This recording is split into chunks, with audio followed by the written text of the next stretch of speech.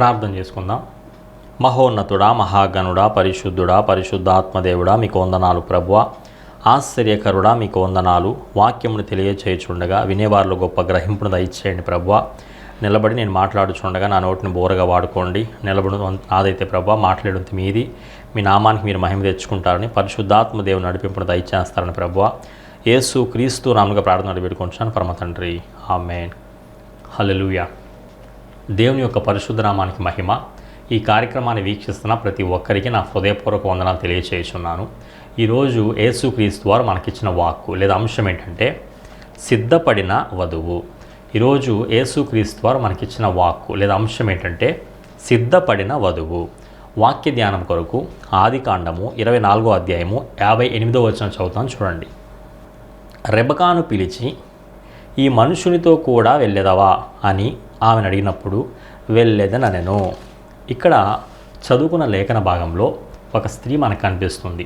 ఈ స్త్రీ పేరు ఏంటంటే రెబెకా.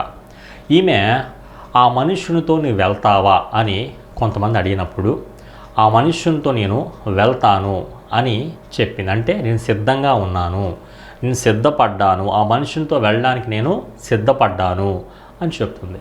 ఇంతకీ వెళ్ళమని చెప్పిన ఆ మనుషులు ఎవరు, తీసుకువెళ్తున్న ఈ మనుష్యుడు ఎవరు అనే విషయాన్ని మనము తెలుసుకుందాం. ఇప్పుడు మనము జాగ్రత్తగా దీనికి సంబంధించిన సందర్భము తెలుసుకుందామండి. ఇప్పుడు ఇక్కడ జరిగిన సంఘటన ఏంటంటే అబ్రహాము అందరికీ తెలుసు కదండి. అబ్రహాము బహుకాలము గడిచిన వృద్ధుడైపోయాడు. అనగా 140 సంవత్సరాలు ఇతనికి వచ్చేసాయి. అప్పటికే తన భార్య మరణించేసింది. తన భార్య పేరు శారా. ఆమెను పాతి పెట్టేశాడు. మక్పేలా గుహలో ఆమెని పాతి పెట్టేశాడు. తనకి వాగ్దానముతో వాగ్దానం ద్వారా దేవుడు దయచేసిన కుమారుడు ఉన్నాడు. అతని పేరు ఏంటంటే అతని పేరు ఇస్సాకు. ఇతనికి 40 సంవత్సరాలు. సో ఇతను 40 సంవత్సరాల వయసులో అబ్రహాము గారికి ఒక ఆలోచన వచ్చింది. ఏంటి ఆలోచన అంటే, నా కుమారుడికి 40 సంవత్సరాలు వచ్చినాయి, సో ఆయనకి పెళ్లి చేద్దాము అని అనుకున్నాడు అనమాట. సో పెళ్లి చేద్దాం అనుకొని ఆయన ఏమనుకున్నాడంటే, అబ్రహాముని దేవుడంట అన్ని విషయాల్లో కూడా దేవుడు అబ్రహాముని ఆశీర్వదించాడంట. అయితే మరి అబ్రహాంకి ఏం ఆలోచన వచ్చింది? తన కుమారుడికి పెళ్లి చేద్దాము అన్న ఆలోచన వచ్చింది. అయితే తన ఆస్తిపాస్తులన్నింటినీ కూడా, తన ఇంటి వారందరినీ కూడా మరి చూసుకునే ఒక మేనేజర్ గారు, లేకపోతే ఒక పెద్ద దాసుడు అతనికి ఉన్నాడు, అబ్రహాం గారికి ఉన్నారు. ఓకేనా? ఈ పెద్ద దాసుని పిలిచాడంట అబ్రహాము. పిలిచి, నా తొడ కింద చెయ్యి పెట్టి ఒక ప్రమాణము చేయాలి అని అడిగాడంట. ఎందుకు తొడ కింద చెయ్యి పెట్టి ప్రమాణం చేయాలి, ఏం ప్రమాణం చేయాలి అన్న దాసుడు అడిగితే, ఏమీ లేదు, మనం ఇప్పుడు ఇక్కడ నివసిస్తున్నాం కదా, కనాను దేశంలో మనం నివసిస్తున్నాం కదా, ఈ కనానీయుల కుమార్తెలలో ఏదైనా ఒక కుమార్తెని నా కుమారుడికి ఇచ్చి పెళ్లి చేయడం నాకు ఇష్టం లేదు. నువ్వేం చేస్తావంటే, నా స్వదేశమందు నా బంధువుల దగ్గరికి వెళ్ళు.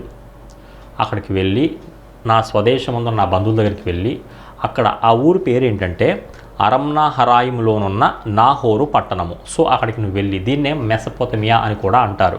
సో అక్కడికి నువ్వు వెళ్ళి అక్కడ ఆ బంధువుల్లో ఒక అమ్మాయిని, ఒక స్త్రీని నా కుమారునికి నువ్వు భారీగా తీసుకురా అని చెప్తాడు. చెప్పి తీసుకురమని చెప్పి, అలా తీసుకొస్తానని చెప్పి నువ్వు ప్రమాణం చేయి అంటే, ఈ యొక్క సేవకుడు, ఈ యొక్క దాసుడు ఏమంటాడంటే, ఒకవేళ నేను అక్కడికి వెళ్ళి ఎవరినైనా స్త్రీని కనుగొని మాట్లాడి ఆమెను తీసుకొని మరి రమ్మని నువ్వు చెప్పావు కదా, నేను రమ్మంటే ఆ స్త్రీ ఒకవేళ రాకపోతే నేనేం చేయాలి? నీ కుమారుని అక్కడ తీసుకెళ్ళమంటావా, ఇస్సాకుని అక్కడ తీసుకెళ్ళమంటావా అని అంటాడు ఈ దాసుడు. అంటే ఈ యొక్క అబ్రహాం అంటాడు, వద్దొద్దు, నా కుమారుని నువ్వు అక్కడికి తీసుకువెళ్ళడానికి వీలు లేదు, నువ్వు అక్కడికి వెళ్ళు. నీకు ముందుగా నేను నమ్ముకున్న దేవుడు ఏం చేస్తాడంటే ఒక దూతను పంపిస్తాడు. నువ్వు ఏదైతే పని మీద వెళ్ళావో ఆ పని సఫలమవుతుంది. ఒకవేళ ఆ పని సఫలం అవ్వకపోయినా పర్వాలేదు, నువ్వు నాకు ప్రమాణం చేస్తావు కదా, ఆ ప్రమాణం నుంచి నువ్వు విడుదల పొందుతావు అని ఈ అబ్రహాము ఈ దాసునితో చెప్తాడు. అయితే ఈ దాసుడు ప్రమాణం చేసి బయలుదేరతాడు. బయలుదేరే ముందు 10 ఒంటెలను, అబ్రహాం యొక్క ఆస్తిలో శ్రేష్టమైన నానా విధమైన వస్తువులను పట్టుకొని బయలుదేరతాడు. బయలుదేరి ఎక్కడికి వెళ్ళాడంటే ఇప్పుడు అరమ్నహరాయిములోనున్న నాహోరు పట్టణానికి చేరాడు. అక్కడ ఒక బావి దగ్గర నుంచొని ఒక ప్రేయర్ చేస్తున్నాడు ఆయన ఒక ప్రేయర్ చేస్తున్నాడు. ఏంటి ఆ ప్రేయర్ అంటే 12వ వచనం నుంచి 14 వరకు చదువుతాం చూడండి. 24వ అధ్యాయము, ఆదికాండము 24వ అధ్యాయము 12 నుంచి 14 వరకు.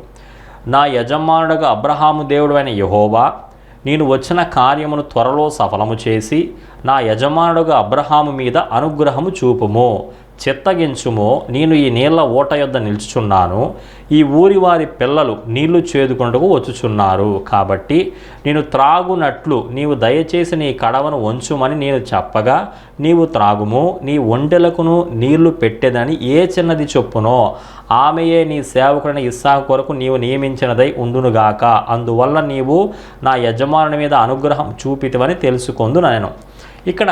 అక్కడ బావి దగ్గర నుంచొని ఈ యొక్క దాసుడు ఒక ప్రేయర్ చేస్తున్నాడు. ఏంటి ఆ ప్రేయర్ అంటే ఇక్కడ చూడండి 12వ వచనంలో, నా యజమానుడుగా అబ్రహాము దేవుడు అయిన యెహోవా, నేను వచ్చిన కార్యమును త్వరలో సఫలము చేసి, ఈయన ఏదైతే పని మీద వచ్చాడో ఆ కార్యమును సఫలము చేసి ఈయన ఒకటి అనుకుంటున్నాడు మనసులో. ఏంటంటే అక్కడ చాలామంది యవనస్తులు కడవలు పట్టుకొని వస్తున్నారు.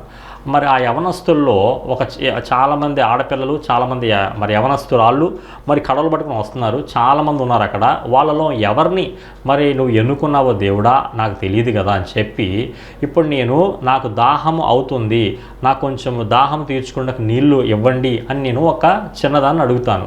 సో అడిగినప్పుడు వాళ్ళల్లో ఎవరైతే నాకు నా దాహాన్ని తీరుస్తారో, నా దాహాన్ని తీర్చడమే కాకుండా నా దగ్గర 10 ఒంటెలు ఉన్నాయి కదా, ఈ ఒంటెలకు కూడా ఎవరైతే మరి నీళ్లు పోసి దాహము తీరుస్తారో ఆ చిన్నదే మరి ఇస్సాకు భార్యగా నువ్వు అనుగ్రహించావు. నా యజమానుడి కుమారుడికి భార్యగా నువ్వు అనుగ్రహించావు అని నేను అనుకుంటాను, నేను నమ్ముతాను అని ఇక్కడ ప్రార్థన చేశాడు. ఈలోపు మరి ఈయన దాహం అడిగితే ఆ 10 మందిలో ఒక అమ్మాయి, ఒక చిన్నది, ఒక యవనస్తురాలు మరి రెస్పాండ్ అయిందనమాట. రెస్పాండ్ అవ్వడం అంటే ఎలా రెస్పాండ్ అయింది? ఈ యొక్క మరి దాసునికి అదేవిధంగా దాహం తీర్చింది. 10 ఒంటెలకు కూడా నేను నీళ్లు పోస్తానని చెప్పి ఈయన అడక్కముందే ఆమె మరి ఆ 10 ఒంటెలకు కూడా నీళ్లు పోయడము అక్కడ జరిగింది. ఇంతకీ ఆమె ఎవరు అంటే ఆమె పేరు రెబకా.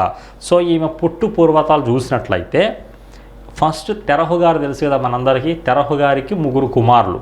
వాళ్ళ కుమారుల పేరేంటి? అబ్రాము, నాహోరు, హారాను. హారానేమో మరి వివాహం అయిన తర్వాత లోతును కనిన తర్వాత మరి తన తండ్రి తెరహు కంటే ముందే కల్దీల ఊరిన పట్టణంలో ఆయన చనిపోతాడు. ఇక మిగిలింది ఎవరు? అబ్రహాము, నాహోరు. సో వీళ్ళిద్దరు కూడా ఎవరిని పెళ్ళాడారు? అబ్రహామేమో శారాయిని పెళ్ళాడాడు, నాహోరేమో మెల్కాని పెళ్ళాడాడు. అబ్రహాము శారాయికి పుట్టిన కుమారుడు ఎవరు? ఇస్సాకు. ఇప్పుడు ఈ ఇస్సాకు పెళ్లి సంబంధం మాట్లాడడానికే అబ్రహాము దాసుడైన మరి అబ్రహాము ప్రధాన దాసుడు అక్కడికి బయలుదేరాడు. ఇప్పుడు అక్కడ ఉన్నాడు. ఇప్పుడు నాహోరు, మెల్కా ఉంది కదా, వీళ్ళకి 8 మంది సంతానము. ఊజు, బూజు, కెముయేలు, కెసెదు, హజో, పెల్దాషు, ఇద్లాపు, బెతుయేలు. ఇలా 8 మంది సంతానము. ఎవరికి? నాహోరు, మెల్కాకి. ఈ నాహోరు ఎవరు? అబ్రహాము సహోదరుడే. సో అబ్రహాము సహోదరునికి 8 మంది సంతానము. ఈ 8 మందిలో ఒకరి పేరు ఏంటంటే బెతుయేలు. ఈ బెతుయేలుకి 2 సంతానము. ఎవరంటే ఒక మగపిల్లాడు లాబాను, ఆడపిల్ల రెబకా. సో ఈ రెబకా ఉంది కదా, ఈ రెబకా ఎక్కడుందంట ఇప్పుడు? అక్కడ ఆ బావి దగ్గర ఈ యొక్క మరి దాసునికి నీళ్లు పోసి మరి దాహం తీర్చింది. ఆ 10 మంది ఒంటెలకు కూడా నీళ్లు పోసి దాహం తీర్చింది. ఇక్కడతో మరి అక్కడ జరిగిన సందర్భం. ఇప్పుడు దీని తర్వాత ఏం జరిగిందంటే ఈ యొక్క మరి ఆ వ్యక్తి ఉన్నాడు కదా, ఆ దాసుడు ఉన్నాడు కదా, ఆ దాసుడు ఏం చేశాడంటే 6 తులం ఎత్తుగల బంగారపు ముక్కు కమ్మి తీసి, అదేవిధంగా చేతులకు 10 తులముల ఎత్తుగల 2 బంగారు కడియములు తీసి ఆమెకిచ్చేసి, ఎందుకని? మరి సహాయం చేసింది, దాహం తీర్చింది కదా, అందువలన కృతజ్ఞతగా ఆమెకిచ్చి, నువ్వు ఎవరి కుమార్తెవు, నువ్వు ఎక్కడుంటావు, మీ ఇంటికి మేము వద్దామనుకుంటున్నాము, స్థలం ఏమైనా ఉందా అని అడిగితే ఆమె నాహోరు, మెల్కాకు కుమారుడైన బెతుయేలు కుమార్తె నేను, మా ఇంట్లో మరి మీ ఒంటెలకి స్థలం ఉంది, ఈ రాత్రి బస చేయడానికి స్థలం ఉంది, రావచ్చు అని చెప్పింది. ఈ అబ్రహాం యొక్క దాసుడు ఏం చేస్తానంటే ఇది దేవుని చిత్తమా కాదా అని పరిశీలన చేస్తున్నాడు. కామ్గా ఉంటే ఈమె ఏం చేసింది? ఈయన ఈలోపు ఇంకొక ప్రేయర్ చేసుకుంటున్నాడు, సెకండ్ ప్రేయర్ చేసుకుంటున్నాడు. ఏంటి ఆ ప్రేయర్? ఒకసారి 26 నుంచి 28 వచ్చిన వరకు చదువుతాను చూడండి. ఆ మనుషుడు తన తల వంచి యెహోవాకు మ్రొక్కి, అబ్రహామును నా యజమాని దేవుడైన యెహోవా స్తుతింపబడునుగాక, ఆయన నా యజమానికి తన కృపను తన సత్యమును చూపుట మానలేదు. నేను త్రోవలో నుండగానే యెహోవా నా యజమాని బంధువుల ఇంటికి నన్ను నడిపించెననెను. ఆయన రెండో ప్రార్థన చేశాడు. నేను త్రోవలో ఉండగానే మరి దేవుడు మరి నా యజమాని యొక్క బంధువుల ఇంటికి నడిపించాడు, నేను వచ్చిన పని సఫలము చేశాడు అన్నట్లుగా రెండో ప్రేయర్ చేసుకొని అక్కడ ప్రేయర్ చేసుకుంటాడు. ఈలోపు ఈ రెబెకమ్మ ఉంది కదా, ఈమె ఏం చేసిందంటే వాళ్ళ ఇంటికి పరిగెత్తింది. ఈ కడియాల్ని, ఈ ముక్కు కమ్మిని చూపించింది, తన తల్లికి చూపించింది, తన సహోదరుడైన లాబానుకు చూపించింది. ఈ లాబాను ఆ యొక్క కడియములు, ఆ ముక్కు కమ్మిని చూసి పరిగెత్తుకుని ఎవరి దగ్గరకు వచ్చాడు? ఇప్పుడు ఈ మనుషుని దగ్గరకు వచ్చాడు. వచ్చి, మరి ఆశీర్వదింపబడిన వాడా లోపలికి రమ్ము, మాకు చాలా స్థలం ఉంది, నీ ఒంటెలకి నేను స్థలం సిద్ధపరిచాను, నువ్వు పడుకోవడానికి నేను స్థలం సిద్ధపరిచాను, నీ తోటి మనుషులకి మేము స్థలం సిద్ధపరిచాము, నువ్వు భోజనం చెయ్యి, రాత్రి ఇక్కడే బస చెయ్యి అని చెప్పి వీళ్ళందరినీ కూడా ఎక్కడ తీసుకెళ్తాడు? లాబాను వాళ్ళ ఇంటికి తీసుకెళ్తాడు. తీసుకెళ్ళిన తర్వాత అక్కడ భోజనము ఏర్పాటు చేస్తారు. వీళ్ళు భోజనం ఏర్పాటు చేస్తే భోజనం చేయకముందే ఈ యొక్క పెద్ద దాసుడు, అనగా అబ్రహాం యొక్క పెద్ద దాసుడు ఉన్నాడు కదా, ఈయనకి భోజనం సిద్ధపరిస్తే నేను భోజనం చేయకుండా ఏమంటాడంటే, నేను భోజనం చేయకముందే మీకు ఒక మాట నేను పంచుకోవాలనుకుంటున్నాను. ఏంటా మాట అంటే చూడండి, లాబాను యెహోవా వలన ఆశీర్వదింపబడిన వాడా లోపలికి రమ్ము, నీవు బయట నిలువనేలా ఇల్లును ఒంటెలకు స్థలమును నేను సిద్ధము చేయించితినెను. ఆ మనుషుడు ఇంటికి వచ్చినప్పుడు లాబాను ఒంటెల గంతలు విప్పి ఒంటెలకు గడ్డియు మేతయు కాళ్ళు కడుక్కొంటకు అతనికిని అతనితో కూడా ఉన్న వారికి నీళ్లు ఇచ్చి అతనికి భోజనం పెట్టించాను. కానీ అతడు నేను వచ్చిన పని చెప్పక మునుపు భోజనము చేయననగా లాబాను చొప్పుమనెను. అంతటా అతడు ఇట్లనెను, నేను అబ్రహాము దాసుడను, యెహోవా నా యజమాని బహుగా ఆశీర్వదించెను. చూడండి, నేను అబ్రహాము యొక్క దాసుడను, నా యజమానుని దేవుడు బహుగా ఆశీర్వదించాడు. నా యజమాను దగ్గర ఆయన చాలా గొప్పవాడు, గొర్రెలు, గొడ్లు, వెండి బంగారములు, దాసీ జనము, ఒంటెలు, గాడిదలు, ఇలా చాలా ఆస్తిపాస్తులు ఉన్నాయి ఆయనకి. ఆయన చాలా గొప్పవాడు. అవన్నీ కూడా తన కుమారుడైన ఇస్సాకువే. తన కుమారుడైన ఇస్సాకు ఇచ్చేశాడు.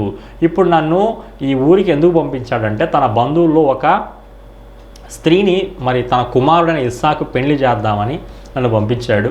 నేను ఆ పని మీద వచ్చాను, ఇలా ప్రార్థన చేసుకున్నాను, ఇలా అనుకున్నాను, ఇట్లా మరి నేను అనుకున్న విషయము దేవుడు నాకు కనుపరిచాడు. ఇలా రెబెకమ్మ వచ్చింది, నేను ఏదైతే అనుకున్నానో అదే రెబెకమ్మ చేసింది, నా ఒంటెలకు నీళ్లు పోసింది, నాకు నీళ్లు పోసింది. నేను ఇలా రెబెకమ్మని అడిగాను, తర్వాత రెబెకమ్మ పలానా మీ ఎవరు కుమార్తె అని అడిగాను, ఆమె ఇలా పలానా డీటెయిల్స్ అని చెప్పి మరి లాబాన్ని పంపించి నన్ను ఇక్కడికి తీసుకురావడం జరిగింది. సో ఇప్పుడు చెప్పండి, మరి నా యొక్క యజమానుడు కుమారుడికి ఈ రెబెకమ్మని ఇవ్వడం మీకు ఇష్టమేనా అని అడిగితే వీళ్ళు ఏమంటారు చూడండి. కాబట్టి నా యజమానుని ఎడల మీరు దయను నమ్మకమును కనుపరిచిన ఎడల అదేను నాకు తెలియజెప్పుడి, లేని ఎడల అదేను తెలియజెప్పుడి, అప్పుడు నేను ఎటు పోవాలనో అటు పోయేదని అనగా లాబానును బెతుయేలును, లాబాన్ అంటే రెబెకమ్మ సహోదరుడు, బెతుయేలు అంటే రెబెకమ్మ మరి తండ్రి, వీళ్ళిద్దరు కూడా ఏమంటున్నారంటే ఇది యెహోవా వలన కలిగిన కార్యము, ఇది దేవుని వలన కలిగిన కార్యము అంట. మేమైతే అవునని కానీ కాదని కానీ చెప్పజాలము, మేము అవునని కానీ కాదని కానీ చెప్పము.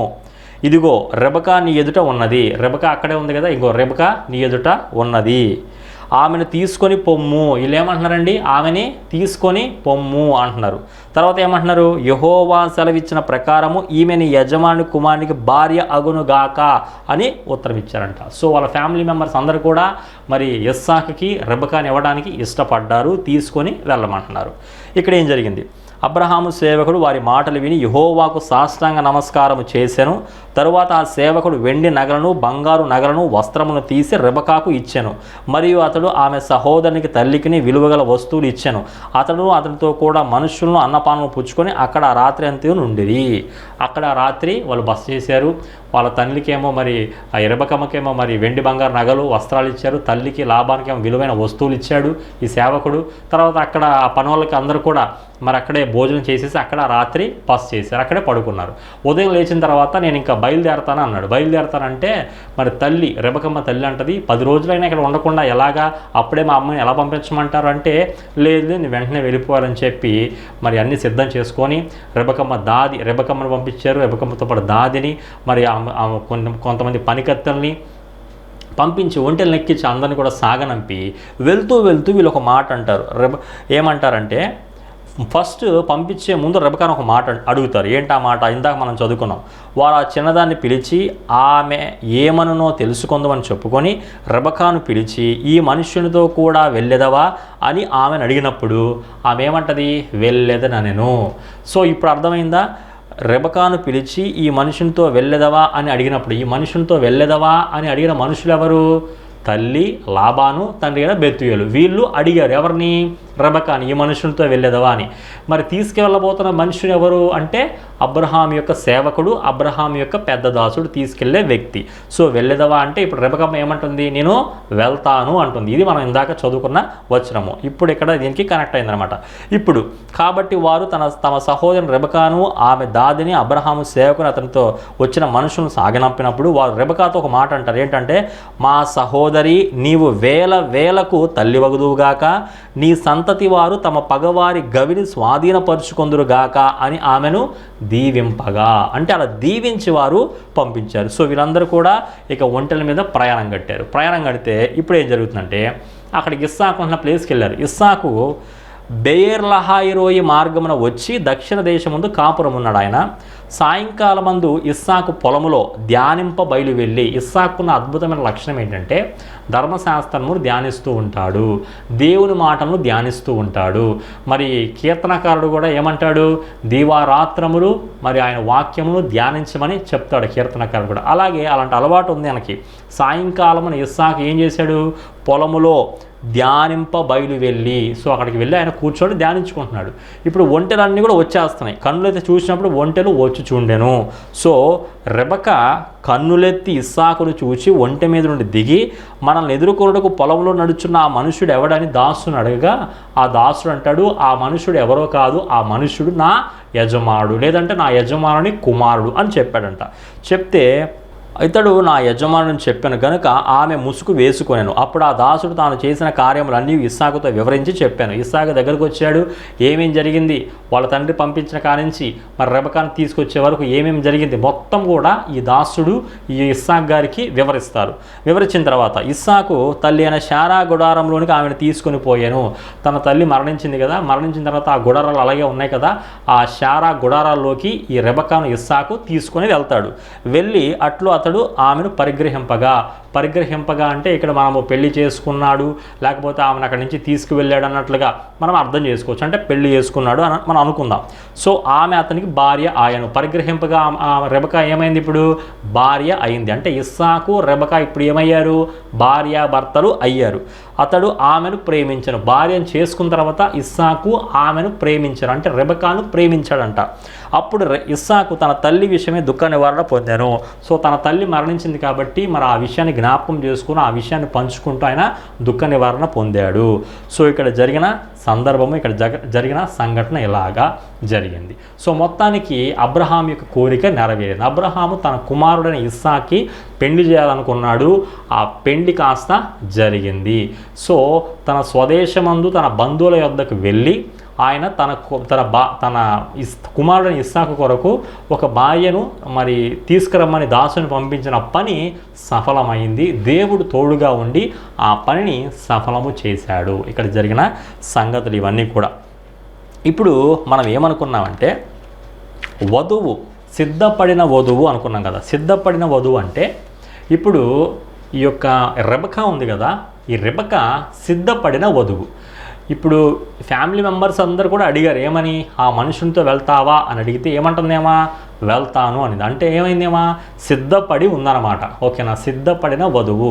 సో అబ్రహాము గారు ఏమనుకున్నారు? అక్కడికి వెళ్ళి నా కుమారుని కొరకు ఒక భార్యను లేదా వధువును తీసుకొని రమ్మన్నాడు. యజమాని యొక్క దాసుడు బయలుదేరి ఆయన ఏ పని నిమిత్తం వెళ్ళాడు? తన యజమాని చెప్పిన పని నిమిత్తం వెళ్ళాడు, అంటే వధువును తీసుకురావడానికి వెళ్ళాడు. ఇస్సాక్కి ఈ విషయాలు ఏమి తెలీదు. ఇస్సాకు అక్కడ ధ్యానిస్తూ ఉన్నాడు. మరి ఈ యజమాని యొక్క సేవకుడు వచ్చి ఇస్సాకు మొత్తం వివరించాడు. వివరించిన తర్వాత ఆయన భార్య చేసుకుందామని రెడీగా ఉన్నాడు. రెడీగా ఉన్నప్పుడు ఈమె రెడీగా ఉందా అంటే ఈమె కూడా రెడీగా ఉంది కాబట్టి అక్కడి నుంచి బయలుదేరి వచ్చింది. ఇస్సాకుని ఎదుర్కొంది, అంటే పెళ్లి కుమారుడిని ఈ వధువు ఎదుర్కొంది. ఎలా ఎదుర్కొంది? సిద్ధపాటుతో ఎదుర్కొంది, అంటే సిద్ధపడిన వధువు ఈమె. ఇప్పుడు మనం కొన్ని ప్రశ్నలకు జవాబులు చూసి దీనికి సమాధానం చూద్దాం. ఏంటి ఆ ప్రశ్నకు జవాబులు అంటే, 24వ అధ్యాయము 2వ వచనంలో మనం ఒక మాట చూస్తున్నాం. అప్పుడు అబ్రహాము తనకు కలిగిన సమస్తమును ఏలుచుండిన తన ఇంటి పెద్ద దాసునితో, తనకు సమస్తం ఉంది కదా, అబ్రహాము అన్ని విషయాల్లో ఆశీర్వదించబడ్డాడు కదా, ఆశీర్వదించబడిన ఆ సమస్తమును మరి చూసుకున్న పెద్ద దాసుడు, అతని పేరు ఏంటి అంటే మరి ఎగ్జాక్ట్ కాకపోయినా కొన్ని వచనాల ఆధారంగా, ముఖ్యంగా ఆదికాండము 15వ అధ్యాయము 2-3 వచనాల ఆధారంగా అక్కడ ఏముందో చూద్దాం ఒకసారి. అందుకు అబ్రహాము, ప్రభువైన యెహోవా నాకు ఏమిచ్చిననేమి, నేను సంతానం లేని వాడినై పోవుచున్నానే, దమస్కు ఎలియాజరే నా ఇంటి ఆస్తి కర్తయగును కదా. మరియు అబ్రహాము, ఇదిగో నాకు నీవు సంతానం ఇయ్యలేదు గనుక నా పరివారంలో ఒకడు నాకు వారసుడుని చెప్పగా. సో అబ్రహాముకు నమ్మకమైన సేవకుడు, పెద్దదాసుడు, తన ఆస్తిపాస్తులన్నింటినీ కూడా మరి సక్రమంగా చూసుకుంటున్న వ్యక్తి ఎవరైనా ఉన్నారంటే దమస్కు ప్రాంతానికి సంబంధించిన ఎలియాజర్ ఒక వ్యక్తి ఉన్నాడు. సో ఈ ఎలియాజర్నే ఇక్కడ పెళ్లి మరి ఆ యొక్క వధువును తీసుకురావడానికి పంపించినట్లుగా మనం అనుకోవచ్చు. సో అతని పేరు దమస్కు ఎలియాజరు. రెండవది, ఇక్కడ ఒక మాట ఉంటుంది, అతను పిలిచినప్పుడు అబ్రహాము ఒక మాట అంటారు, ఏంటంటే నీ చెయ్యి నా తొడ కింద పెట్టుము అంటాడు. ఎందుకు ఈ మాట అంటున్నాడు అనంటే, ఇది ఆ కాలంలో ప్రామిస్ చేసే పద్ధతి. ఒట్టు అంటే ఒట్టు పెట్టుకోవడం అనమాట, ప్రమాణము చేయడం అనమాట. ఇది ఒక పద్ధతి. సో ఇప్పుడు మనం ఒట్లు పెట్టుకోవచ్చా, ప్రమాణాలు చేయొచ్చా అంటే యేసుక్రీస్తు వారు ఏమన్నారో మనం చూద్దాం. మత్తయి సువార్త 5వ అధ్యాయము 34-37 వరకు చదువుతాం చూడండి. నేను మీతో చొప్పునదేమనగా ఎంత మాత్రము ఒట్టు పెట్టుకొనవద్దు. యేసుక్రీస్తు వారు ఏమంటున్నారు, మనం ఇప్పుడు ప్రమాణం చేసుకోవడానికి వీల్లేదు, ఒట్లు పెట్టుకోవడానికి వీల్లేదు. ఎందుకు అనంటే, ఆకాశము తోడనవద్దు, అది దేవుని సింహాసనము, భూమి తోడనవద్దు, అది ఆయన పాదపీఠము, యెరూషలేము తోడనవద్దు, అది మహారాజు పట్టణము, నీ తల తోడని ఒట్టు పెట్టుకొనవద్దు, నీవు ఒక వెంట్రుకనైనా తెలుపుగా కానీ నలుపు కానీ చేయలేవు, మీ మాట అవునంటే అవును, కాదంటే కాదు అని ఉండవలెను, వీటికి మించినది దుష్టుని నుండి లేదా కీడు నుండి పుట్టునది. సో మనం ఒట్లు పెట్టుకుంటున్నామంటే దుష్టుని నుంచి పుట్టే స్వభావం మనలో ఉంది, కీడు మన మీదకి వచ్చే ప్రమాదం మనకుంది. ఒట్లు పెట్టుకొని ప్రమాణాలు చేస్తూ అబద్ధపు బ్రతుకుతూ అనవసరమైన బ్రతుకుతూ దుష్టునికి లేదంటే కీడుకి మనము అవకాశం ఇచ్చేస్తాం. అందుకే దేవుడు చెప్తున్నాడు, ముఖ్యంగా యేసుక్రీస్తు వారు చెప్తున్న మాటలు ఇవి. ఏమంటున్నారంటే, మీరు ఎంత మాత్రమునో ఒట్టు పెట్టుకొనవద్దు. ఒట్లు పెట్టుకోవడము మనము క్రైస్తవులుగా మానేయాలి. ఓకేనా, ఇది గుర్తుపెట్టుకోండి. తర్వాత, నేను ఎవరి మధ్య కాపురం ఉన్నానో ఆ కనానీయుల కుమార్తెల్లో ఒకదాన్ని నా కుమారుడికి పెళ్లి చేయక. ఇక్కడ అబ్రహాము గారు కనాను దేశంలో నివసిస్తున్నప్పుడు నివసిస్తున్న ఆ కనానీయులలో ఒక కుమార్తెను తీసుకొని నా కుమారుడికి పెళ్లి చేయడము ఆయనకి ఇష్టం లేదు బొత్తిగా. అసలు ఎందుకు ఈ కనాను స్త్రీలలో ఒక స్త్రీని ఇచ్చి పెళ్లి చేయడము అబ్రహాంకి ఇష్టం లేదు అనంటే, ఆదికాండము 9వ అధ్యాయం 25వ వచనం చదువుతాం చూడండి. ఆ కనాను శపింపబడిన వాడై తన సహోదరులకు దాసుడగును. దేవుడు కనానుని ఒక సందర్భంలో శపిస్తాడండి. అంటే కనానీయులు శాపగ్రస్తులు. సో కనానీయులు విగ్రహారాధికులు, కనానీయులు మూఢనమ్మకాలు కలిగిన వారు. అందువలన సో అటువంటి ప్రజలతో సంబంధం కలుపుకోవడము అబ్రహాం గారికి ఇష్టం లేదు. అందువలన కనాను స్త్రీలలో ఒక స్త్రీని తెచ్చి నా కుమారుడికి పెళ్లి చేయడం నాకు ఇష్టం లేదు అని తన దాసుడితో పంచుకుంటున్నాడు. తర్వాత 5-6 వచనాలు చదువుతాం చూడండి. ఆ దాసుడు, ఈ దేశమునకు నా వెంట వచ్చుటకు ఒకవేళ ఆ స్త్రీ ఇష్టపడని ఎడల నీవు బయలుదేరి వచ్చిన ఆ దేశమునకు నేను నీ కుమారుని తీసుకొని పోవాలనా అని అడుగుగా, అబ్రహాము, అక్కడికి నా కుమారుని తీసుకొని పోకూడదు సుమి. ఈ యొక్క దాసుడు అబ్రహాముతో అంటాడు, నేను వెళ్ళిన పని సఫలం కాకపోతే ఆ స్త్రీ ఎవరినైతే నేను ఒప్పింపజేస్తానో, ఎవరైతే దేవుడు నాకు చూపిస్తాడో ఆ స్త్రీ ఒకవేళ నాతో పాటు ఈ దేశానికి రాకపోతే నేను నీ కుమారుని తీసుకుని ఆ స్త్రీ దగ్గర తీసుకువెళ్ళొచ్చా అని అడుగుతాడు. ఎవరు? దాసుడు అబ్రహాముతో. అయితే అబ్రహాం అంటాడు, నా కుమారుని అక్కడ తీసుకువెళ్ళడానికి వీల్లేదు అంటాడు. ఎందుకు వీల్లేదు అని అంటే ఇక్కడ కొన్ని ఆధారాలు ఉన్నాయి. ఇస్సాకు వాగ్దానముతో జన్మించిన కుమారుడు నెంబర్ 1. నెంబర్ 2, ఇస్సాకు వాగ్దాత పుత్రుడు లేదా కుమారుడు. నెంబర్ 2. నెంబర్ 3, సో వాగ్దాన భూమిలోనే ఉండాలి. ఎందుకంటే ఆయన వాగ్దానంతో పుట్టిన కుమారుడు కాబట్టి వాగ్దాన భూమిలోనే ఉండాలి. ఎట్టి పరిస్థితుల్లోనూ దేవుని ప్రజలు వాగ్దాన భూమిని విడిచిపెట్టి వెళ్ళకూడదు. అప్పుడు ఉంటున్న ఆచార ప్రకారము అక్కడే ఉండాలి, అక్కడే చనిపోవాలి, అక్కడే పాతి పెట్టబడాలి. ఒకవేళ వేరే దేశానికి వెళ్ళి బహుశా అక్కడ చనిపోతే కనీసం వాళ్ళ ఎముకలైనా తీసుకొచ్చి ఈ వాగ్దాన భూమిలో పూడ్చాలి. అప్పుడున్న ఆచారం ఇది. సో ఆ ఆచారాన్ని వీళ్ళు ఫాలో అయ్యారు. ఆ ఆచారం ప్రకారమే అబ్రహాం గారు మరి సస్యమీర నా కుమారు అక్కడ తీసుకెళ్ళడానికి వీల్లేదు అని అక్కడ దాసునితో పంచుకున్నాడు. ఇది కారణం. సో అన్యుల దేశంలో దేవుని ప్రజలకు ఆనందం ఉండదు అన్నది వీళ్ళ యొక్క మరి ఆలోచన ఆ రోజుల్లో. ఇప్పుడు మనము కొన్ని విషయాలు తెలుసుకుందాం. ఏంటి ఆ విషయాలంటే, సిద్ధపడిన వధువు అని అనుకున్నాం కదండి. సిద్ధపడిన వధువుకి మనకు కొన్ని క్యారెక్టర్స్ కావాలి. ఇప్పుడు మనం నేర్చుకున్న ఈ కొన్ని క్యారెక్టర్స్ తీసుకుందాం. ఇక్కడ మనకు ప్రధానంగా కనపడుతున్న క్యారెక్టర్స్ ఎవరండి? అబ్రహాము కనిపిస్తున్నారు. అబ్రహాము ఎవరికి సాదృశ్యంగా ఉన్నారంటే తండ్రి అయిన దేవునికి సాదృశ్యంగా ఉన్నారు. తర్వాత ఇస్సాకు, తన కుమారుని ఇస్సాకు కనిపిస్తున్నారు. ఇస్సాకు ఎవరికి సాదృశ్యంగా ఉన్నారంటే వరుడైన యేసయ్యకు సాదృశ్యంగా ఉన్నాడు. తర్వాత రెబకమ్మ, ఈ రెబకమ్మ ఎవరికి సాదృశ్యంగా ఉందంటే సిద్ధపడిన సంగమునకు. ఎందుకంటే రెబకమ్మ సిద్ధపడింది కదా, సిద్ధపడి వచ్చింది కదా, ఆ సిద్ధపడిన సంఘానికి ఈమె సాదృశ్యంగా ఉంది. తర్వాత ఎలియాజరు తీసుకురావడానికి వెళ్ళాడు కదా, ఈయన ఎవరికి సాదృశ్యంగా ఉన్నాడంటే పరిశుద్ధాత్మ దేవునికి, దేవుని ఆత్మకు ఈయన సాదృశ్యంగా ఉన్నాడు. నిజానికి పరిశుద్ధాత్మ దేవుని పని ఏంటి అనంటే యోహాను సువార్త 16వ అధ్యాయము 13 నుంచి 15 వచనాల వరకు చదువుతాను చూడండి. అయితే ఆయన అనగా సత్యస్వరూపైన ఆత్మ వచ్చినప్పుడు మిమ్మును సర్వసత్యములోనికి నడిపించును. ఆయన తనంతట తానే ఏమీ బోధింపక వేటిని వినునో వాటిని బోధించి సంభవింపబో సంగతులను మీకు తెలియచేయును.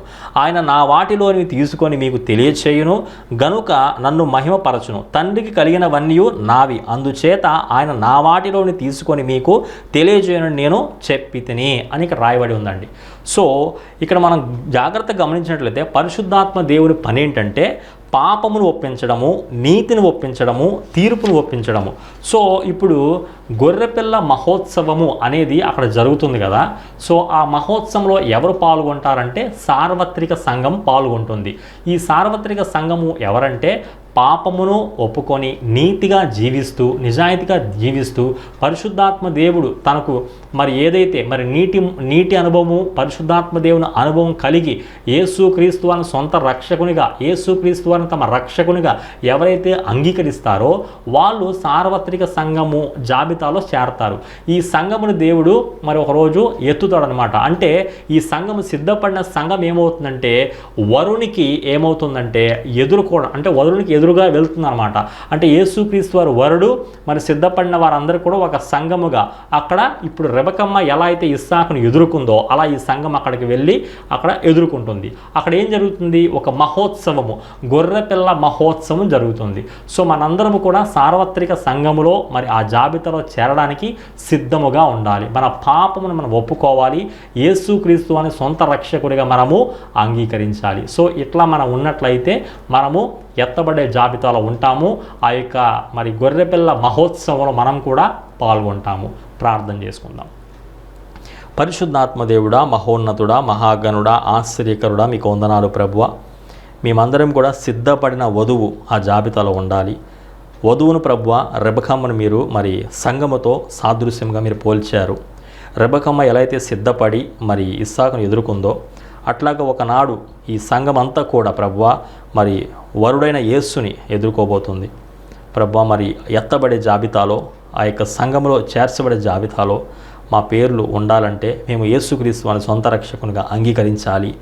మా పాపములు మేము ఒప్పుకోవాలి, మరి నీతిగా జీవించాలి. మీరు సహాయం చేస్తారని, మేము కూడా ఆ మహోత్సవంలో పాల్గొనడానికి మీరు మాకు ఎంతో కృపను చూపిస్తారని, మమ్మల్ని అందరినీ కూడా యేసుక్రీస్తు రాజా ఆ మహోత్సవంలో పాల్గొనడానికి మీరు కృపను చూపిస్తారని, మీ నామానికి మీరు మహిమ తెచ్చుకుంటారని, సిద్ధముగా ఉండటకు సహాయం చేస్తారని, సిద్ధపడి ఉండటకు సహాయం చేస్తారని యేసుక్రీస్తు నామమున ప్రార్థన అడిగి వేడుకుంటున్నాను పరమ తండ్రి. ఆమేన్.